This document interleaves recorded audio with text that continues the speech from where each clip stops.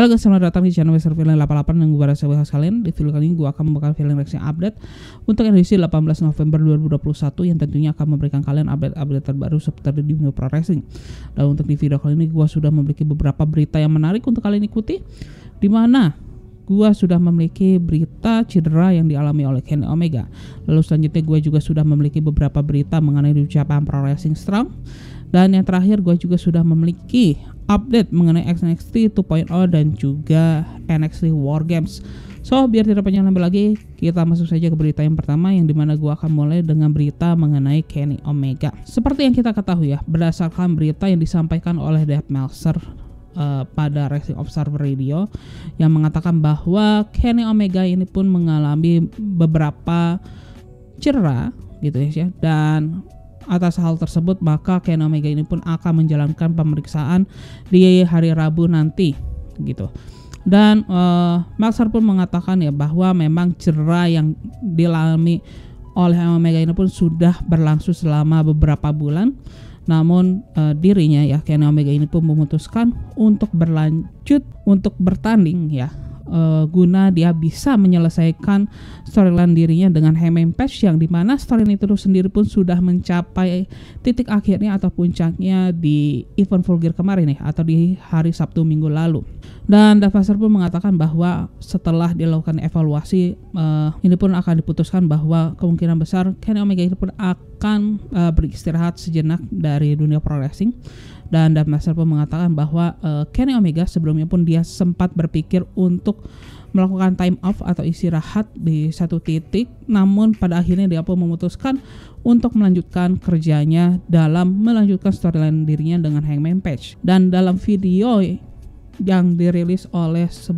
salah satu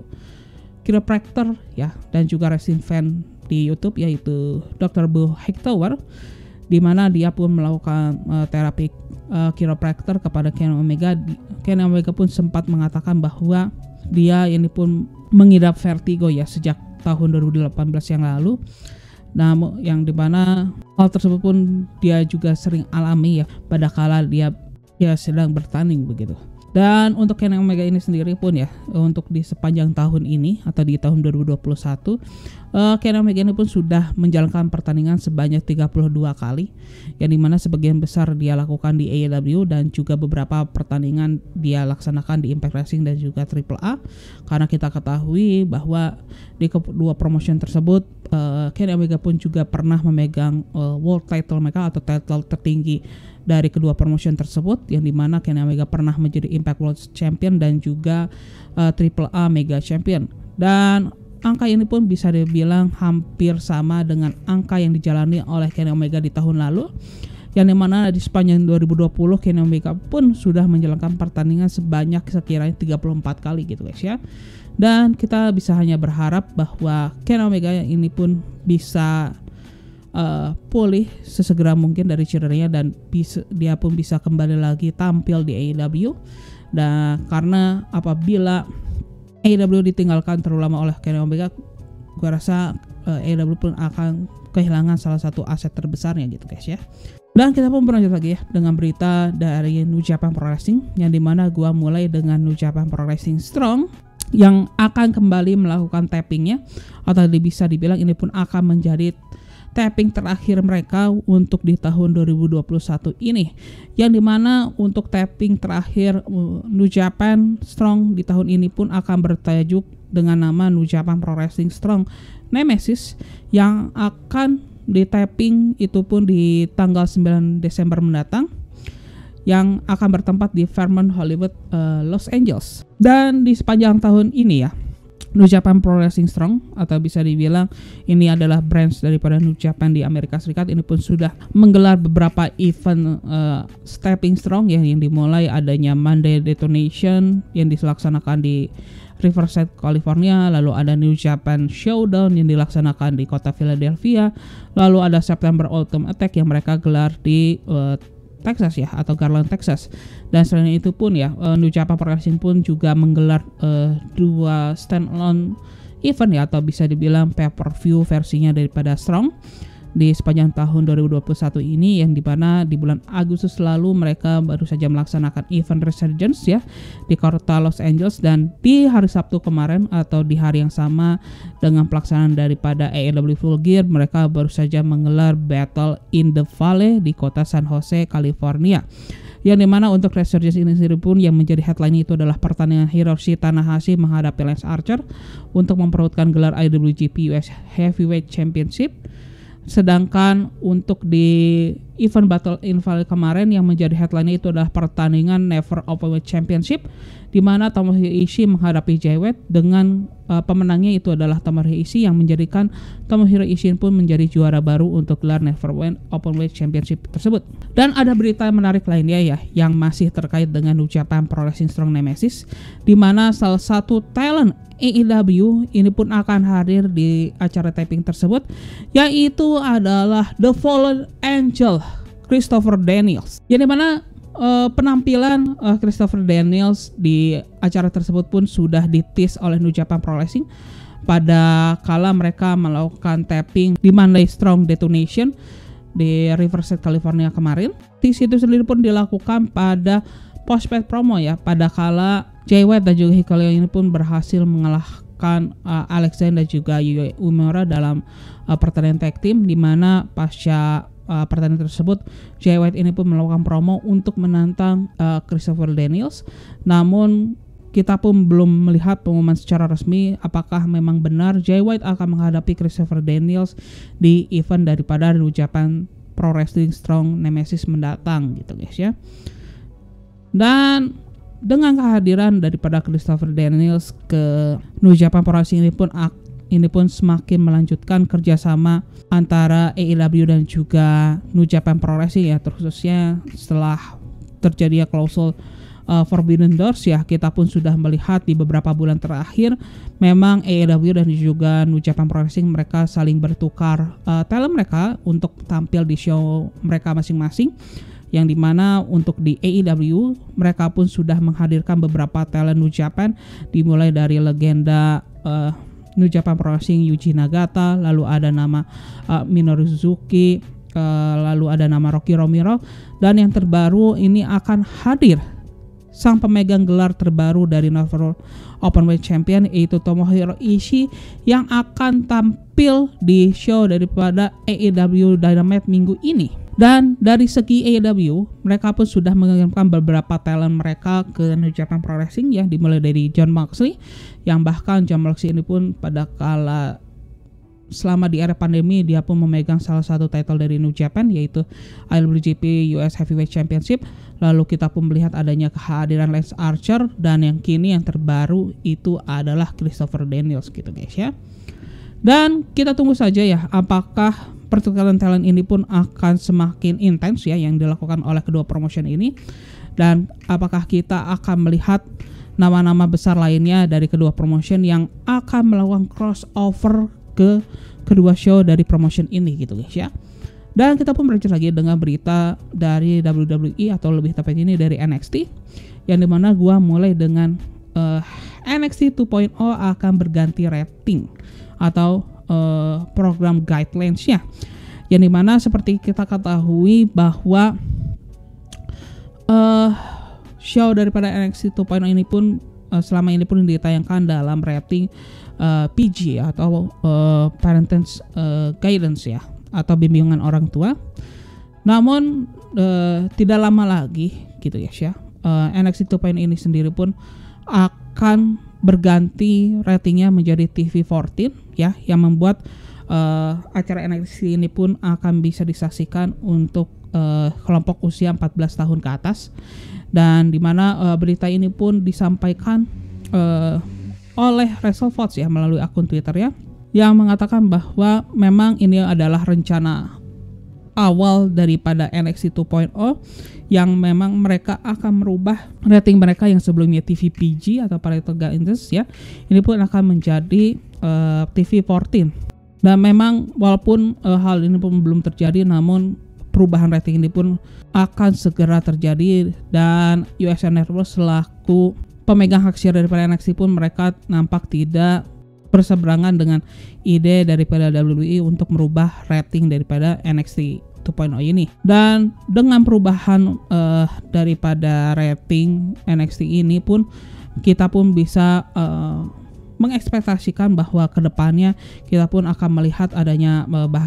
kata-kata kasar yang lebih banyak digunakan oleh NXT 2.0, dan juga mungkin kita pun bisa melihat lebih banyak penggunaan darah yang akan mereka gunakan dalam pertandingan-pertandingan dari NXT 2.0 ini sendiri gitu guys ya. Dan kita pun memang sudah melihat memang sejauh ini sejak NXT pun melakukan rebootnya menjadi NXT 2.0 ini pun belum ada dampak yang cukup drastis ya kepada viewership daripada show ini sendiri gitu guys ya. Dan kita pun malah melihat adanya posisi yang stagnan ya dari perubahan NXT 2.0 hingga saat ini sejak reboot yang mereka lakukan di bulan September yang lalu gitu guys ya. Dan kita pun berlanjut lagi ya dengan hasil daripada show NXT 2.0 minggu ini yang baru saja dilaksanakan di tanggal 16 November kemarin, yang tentunya yang menjadi headline daripada NXT 2.0 minggu ini adalah pertandingan antara Raquel Gonzalez menghadapi Dakota Kai. Dan show minggu ini pun ya dibuka dengan pertandingan single match antara Tony D'Angelo menghadapi Dexter Lumis ya, yang dimana pertandingan ini pun terjadi setelah Tony D'Angelo ini pun memberikan sebuah bingkisan kepada istri daripada Dexter Lumis, yaitu Indi Hartwell, yang ternyata kado tersebut adalah berisi ikan busuk ya, yang biasanya oleh kelompok mafia itu adalah pertanda bahaya lah kepada korbannya. Dan dalam pertandingan ini ya kita pun bisa melihat bagaimana kepercayaan diri daripada Tony D'Angelo di awal pertandingan pun membuat dia pun harus cukup menderita di awal pertandingan. Dan kita pun bisa melihat bagaimana sebenarnya hampir di sepanjang pertandingan Dexter Lumis pun bisa mendominasi jalannya pertandingan tersebut gitu ya. Namun ada satu momen yang dimana Tony D'Angelo pun bisa memanfaatkan keadaan, yang dimana pada akhirnya Tony D'Angelo ini pun berhasil mencolokkan mata daripada Dexter Lumis ini dengan menggunakan jempolnya sebelum Tony D'Angelo ini pun berhasil mengeksekusi finishing move-nya kepada Dexter Lumis, yang membuat Tony D'Angelo ini pun berhasil keluar sebagai pemenangnya. Dan pasca kemenangan Tony D'Angelo atas Dexter Lumis, kita pun melihat sosok dari North American Champion Carmelo Hayes bersama Tricky Williams ini pun memasuki area pertandingan guna menghajar Dexter Lumis ya, yang dari serangan keduanya kita pun bisa melihat mereka ini pun berhasil melukai atau mencederai tangan daripada Dexter Lumis. Dan tidak lama berselang kita pun melihat adanya sosok Johnny Gargano yang datang untuk menolong Dexter Lumis. Namun hal tersebut pun gua rasa cukup terlambat ya, karena kita pun bisa melihat di sisi lainnya Carmelo Hayes dan juga Tricky Williams ini pun sudah keburu melarikan diri gitu guys ya. Dan setelah melihat keadaan daripada Dexter Lumis, dan Dexter Lumis pun ditarik oleh tim medis untuk ke area backstage, Johnny Gargano pun melakukan promo yang dimana dalam promonya intinya dia pun menantang Carmelo Hayes untuk bertanding untuk memperebutkan gelar NXT North American Champion yang kini dipegang oleh Carmelo. Namun tidak lama berselang kita pun melihat ada sosok Pete Dunne yang memasuki area pertandingan, yang dimana dalam promonya dia pun mengatakan bahwa kepada Johnny Gargano bahwa untuk si Johnny Gargano pun tidak menghalangi dirinya guna Pete Dunne untuk mengincar gelar NXT North American Champion yang dipegang oleh Carmelo Hayes ini. Dan setelah mendengar perdebatan antara Johnny Gargano dan juga Pete Dunne, Carmelo Hayes ini pun akhirnya memberikan proposal atau penawaran kepada keduanya untuk mereka bertanding secara triple threat di show daripada NXT minggu depan untuk memperebutkan gelar NXT North American Champions tersebut gitu guys ya. Dan kita pun berlanjut lagi ke pertandingan kedua untuk di show kali ini, yaitu adalah pertandingan Six Man Tag Team Match, yang dimana ada tim daripada Odyssey Jones bersama Jacket Time, yaitu Kushida dan juga Ike Manjiro, menghadapi tim daripada Diamond Mine yang diwakili oleh NXT Cruiserweight Champion Roderick Strong dan juga Creed Brothers. Yang bisa gue bilang ini pun merupakan pertandingan yang cukup menarik ya, dan kita pun bisa melihat bagaimana kedua tim ini pun cukup berimbang. Dan kita pun bisa melihat ya bagaimana Odyssey Jones ini pun tampil cukup dominan ya, terutama pada saat dia menghadapi Creed Brothers, dan tentunya kepada Roderick Strong. Dan penampilan yang cukup dominan tersebutlah yang membuat pada akhirnya Odyssey Jones ini pun berhasil membawa timnya ini pun berhasil memenangkan pertandingan tersebut ya, setelah Odyssey Jones ini pun berhasil mengeksekusi move andalannya kepada Roderick Strong dan berhasil mempin Roderick Strong, dan yang dimana hal tersebutlah yang membawa timnya yaitu Odyssey Jones dan juga Jacket Time ini pun berhasil keluar sebagai pemenang dari pertandingan six man tag team match tersebut gitu guys ya. Dan kita pun berlanjut lagi ke pertandingan selanjutnya, yang mana ini adalah pertandingan antara Cyan Queen menghadapi Andre Chase, di mana dalam pertandingan ini kita pun kembali melihat penampilan yang solid dan juga dominan daripada Cyan Queen, dengan dia pun bisa mengalahkan Andre Chase dengan cukup mudah gitu guys ya. Setelah dia berhasil mengeksekusi jackhammer kepada Andre Chase sebelumnya. Dan ada hal yang menarik yang terjadi pasca pertandingan pun berakhir, karena kita pun bisa melihat ada sosok dari legenda dari Fantasma yang menyerang Cyan Queen pasca pertandingan pun berakhir, di mana kita pun bisa melihat Raul Mendoza lah dan juga Joaquin Wilde yang menyerang Cyan Queen, di mana Cyan Queen pun masih bisa memberikan perlawanan kepada kedua anggota pada legenda Fantasma. Namun di sisi lain ada satu hal lain yang membuat kejutan di segmen kali ini, yang dimana leader dari legenda Fantasma yaitu Santos Escobar ini pun sudah kembali lagi, dan dia pun ikut membantu kedua rekan dari timnya untuk menghabisi Cyan Queen. Dan setelah mereka bisa menjenakan Cyan Queen ini ya, para anggota legenda Fantasma ini pun mendatangkan Electro Lopez, yang dimana Electro Lopez pun memberikan sebuah lain ya kepada Cyan Queen, yang dimana dia pun mengatakan bahwa tidak ada seorang pun yang mengatakan tidak kepada dirinya. Dan setelah itu pun para anggota legenda Fantasma kembali memberikan beberapa serangan kepada Cyan Queen sebelum mereka pun meninggalkan Cyan Queen seorang diri di tengah arena pertandingan. Dan show pun berlanjut lagi, ini ada pertandingan poker ya, poker cu ya, di dunia pro wrestling poker cu. Di show NXT ada pertandingan poker, di mana ini adalah pertandingan poker antara Cameron Grimes menghadapi Duke Hudson. Dan kita pun bisa melihat ring announcer dari NXT itu ada Alicia Tower yang juga memandu dari acara Poker Showdown ini, di mana kita pun bisa melihat bagaimana di sepanjang pertandingan ini ya, Duke Hudson pun selalu termakan dari gertakan Cameron Grimes, yang dimana gertakan yang paling terbesar yang membuat Duke Hudson ini pun marah pada akhirnya ya, di segmen ini, yaitu pada kala posisinya sebenarnya Duke Hudson pun bisa memenangkan pertandingan tersebut via Three of Kind.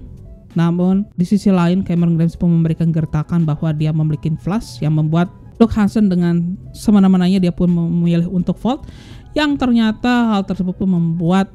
Cameron Grimes pun berhasil memenangkan pertandingan poker tersebut.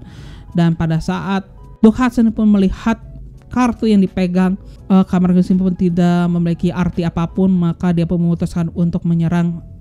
Cameron Grimes secara habis-habisan. Dan bahkan setelah serangan yang dilayangkan kepada Cameron Grimes, Duke Hudson pun nampak memotong jenggot dan juga rambut dari Cameron Grimes ini. Dan show pun berlanjut lagi, ini ada pertandingan single match antara Kyle O'Reilly dan juga Von Wagner menghadapi tim daripada Brooke Jensen bersama Josh Briggs, yang gua bisa bilang ini pun pertandingan yang cukup solid. Namun lagi-lagi di mana Kyle O'Reilly yang menjadi hard worker untuk timnya, namun yang menjadi bintangnya adalah Von Wagner. Dan pada akhirnya tim dari Kyle O'Reilly dan juga Von Wagner ini pun berhasil mendapatkan kemenangan perdana mereka sejak mereka ini pun mengannounce mereka ini pun sebagai sebuah tag team unit. Dan kita pun belajar ini ada pertandingan 2-on-1 handicap match, yang dimana Persia Pirota menghadapi tim daripada Gabby Stevens dan juga Jenna Levy, yang gua bisa bilang pertandingan handicap ini pun bisa menjadi sebuah showcase match atau squash match ya bagi Persia Pirota, yang dimana Persia Pirota ini pun berhasil mendominasi kedua lawannya. Dan kita pun bisa melihat di sepanjang pertandingan tersebut ada sosok Robert Stone yang mengamati pertandingan yang dijalani oleh Persia Pirota, yang gua rasa kemungkinan Robert Stone pun akan menjadikan Persia Pirota menjadi kliennya ya, setelah Robert Stone pun kehilangan kedua kliennya, yaitu Camila Kamea dan juga Taya Valkyrie ya, yang setelah mereka ini pun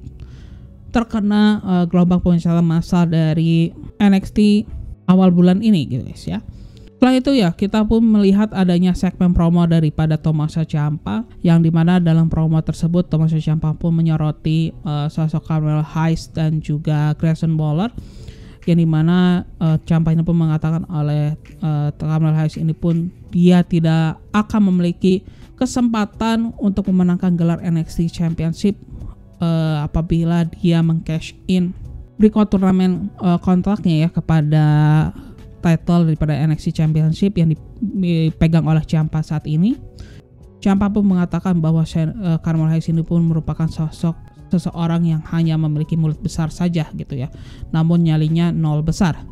Dan selain itu pun ya, Ciampa pun mengatakan kepada Grayson Waller yang sebelumnya Grayson Waller pun sempat mengatakan bahwa generasi daripada Tommaso Ciampa ini pun hanyalah pekerja kelas rendahan, yang dimana mereka harus meniti karirnya di independent wrestling dengan bayaran sebuah hotdog ataupun minuman saja. Dan atas hal tersebut Ciampa pun mengatakan ya bahwa apakah dengan apa yang kamu katakan kau merasa berada di level di atas generasi daripada Tommaso Ciampa. Namun apabila melihat realitanya, Tommaso Ciampa lah yang kini menjadi pemegang gelar NXT Champion, sedangkan Grayson Waller sehingga saat ini belum bisa berbuat apapun di NXT 2.0 ini gitu guys ya. Dan tidak lama berselang kita pun melihat ada sosok Bron Breakker yang memasuki arena pertandingan dan menginterupsi promo yang dibawakan oleh Tommaso Ciampa, yang dimana dalam promo tersebut ya Bron Breakker ini pun memperingatkan kepada Tommaso Ciampa bahwa Tommaso Ciampa tidak perlu khawatir kepada siapapun, namun dia hanya perlu khawatir kepada satu orang saja, yaitu Bron Breakker. Karena apabila Tommaso Ciampa ini pun lengah, maka Bron Breakker ini pun akan menghampiri Tommaso Ciampa dan merebut gelar NXT Champions dari tangan Tommaso Ciampa. Dan Tommaso Ciampa pun mengatakan ya bahwa pada akhirnya ya Bron Breakker hanya akan menjadi anak emas saja, namun yang menjadi NXT Champion tetaplah Tommaso Ciampa. Dan lantas setelah mengatakan hal tersebut, Tommaso Ciampa pun memutuskan meninggalkan arena pertandingan. Dan setelah segmen promo yang dibawakan Tommaso Ciampa, kita pun berlanjut lagi ke pertandingan main event daripada show NXT di tanggal 16 November kemarin, yaitu adalah pertandingan single match antara Raquel Gonzalez menghadapi Dakota Kai. Dan bisa gue bilang ini pun merupakan pertandingan terbaik yang dipertunjukkan oleh NXT minggu ini. Dan gue bisa bilang bagaimana keduanya baik Raquel Gonzalez dan juga Dakota Kai ini pun berusaha untuk menghabisi lawannya ya tanpa keraguan yang mereka miliki ya, karena kita ketahui bahwa rivalry mereka antara mereka berdua ini pun sudah berjalan cukup lama. Namun pada akhirnya pertandingan pun harus berakhir dengan disqualification, setelah kita pun bisa melihat di tengah pertandingan tersebut ada sosok daripada Toxic Attraction yang memasuki arena pertandingan dan menyerang Raquel Gonzalez, yang membuat wasit pun mengakhiri pertandingan tersebut melalui DQ dengan kemenangan bagi Raquel Gonzalez ya. Dan di sisi lain kita pun bisa melihat ada sosok Cora Jade yang datang guna menolong Raquel Gonzalez ya. Namun usaha dari Cora Jade ini pun tidak berlangsung mulus, karena pada akhirnya Raquel Gonzalez dan juga Cora Jade pun harus kewalahan ya karena kalah jumlah. Namun kita pun melihat lagi di tidak lama kemudian ada sosok Zoey Stark ya yang memasuki arena pertandingan menggunakan tongkat gitu guys ya, atau kruk ya, yang dimana sosok Zoey Stark ini pun mengundang reaksi dari Toxic Attraction, yang dimana mereka pun sempat mentertawai Zoey Stark ya, karena mereka berpikir apa yang akan dilakukan Zoey Stark dalam keadaan cedera ini. Namun kita pun bisa melihat ada sosok rekan daripada Zoey Stark yaitu Io Shirai dari belakang yang datang mengikuti Zoey Stark, dan Zoey Stark pun mengoperkan kruk dari miliknya ya kepada Io Shirai gunakan untuk menghajar Toxic Attraction dan juga Dakota Kai. Dan setelah Raquel Gonzalez, Cora Jade dan juga Io Shirai ini pun berhasil mengusir The Bad Girls, Io Shirai pun langsung meneriakkan War Games, yang menandakan kemungkinan besar segmen ini pun akan menjadi build untuk pertandingan War Games yang akan digelar di pay-per-view daripada NXT War Games di tanggal 5 Desember mendatang gitu ya. Dan ini pun menjadi penutup daripada show NXT di tanggal 16 November kemarin. Dan